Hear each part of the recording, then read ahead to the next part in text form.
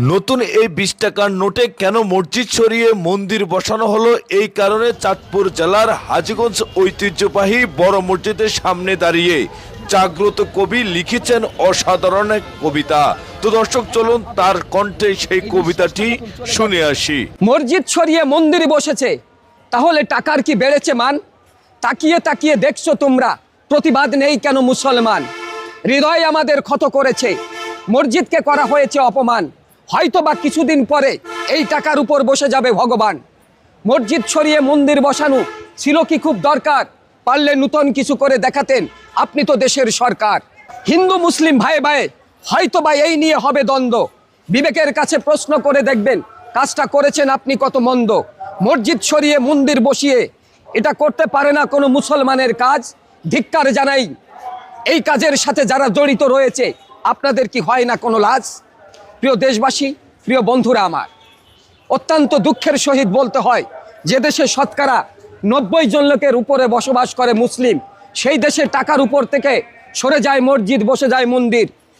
আমি এদেশের আপামর জনসাধারণের কাছে, তাদের বিবেকের কাছে প্রশ্ন ছুড়ে দিতে চাই, কেন এই টাকায় কেন মসজিদ মসজিদ সরিয়ে কেন মন্দির? এই যে আপনাদের কবিতা লিখছেন, হ্যাঁ সবকিছুই ঠিক আছে, ধরেন এই যে টাকার উপরে যে মন্দির বসছে, হ্যাঁ এই দেশ তো সেকুলার দেশ, ধরেন ধর্মনিরপেক্ষ রাষ্ট্র। তো একটা ধর্মনিরপেক্ষ রাষ্ট্রে টাকার উপরে মন্দির বসানো স্বাভাবিক।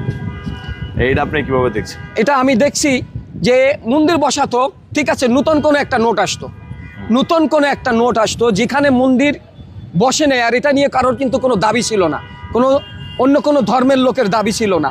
কিন্তু প্রশ্ন হলো, যেহেতু অনেক টাকাতে আবার আমাদের বাইতুল মোকাররমের ছবি থাকতে পারে, তারপরে আপনার অনেক জাতীয় স্থাপনা, যেহেতু এই মন্দিরটি বৌদ্ধ মন্দির, আমি যত সম্ভব জানি বৌদ্ধ মন্দির, তো বৌদ্ধ মন্দির জাতীয় স্থাপনা থাকতে পারে টাকার উপরে। যেহেতু আপনি ধর্মনিরপেক্ষ রাষ্ট্র, আপনি যদি কোরআনের শাসনের রাষ্ট্র হতো, যদি কোরআনের রাষ্ট্র হতো, তাহলে হয়তো আপনার এই দাবিটা যুক্তিযোগ্য হতো।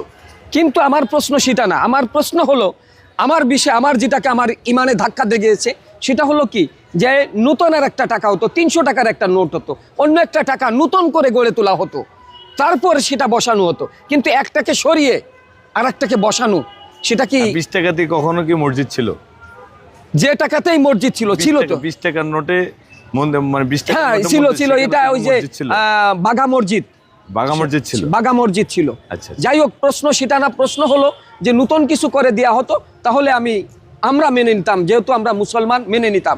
কিন্তু মসজিদটা তো সরানো হয়েছে, এটা বাস্তব। ঠিক আছে। তো প্রিয় দর্শক, সবকিছু মিলে কাকার কবিতা আপনাদের কাছে কেমন লেগেছে সেটা ভিডিও কমেন্ট বক্সে কমেন্ট করে জানাবেন। সবাই ভালো থাকবেন, সুস্থ থাকবেন, আল্লাহ হাফেজ।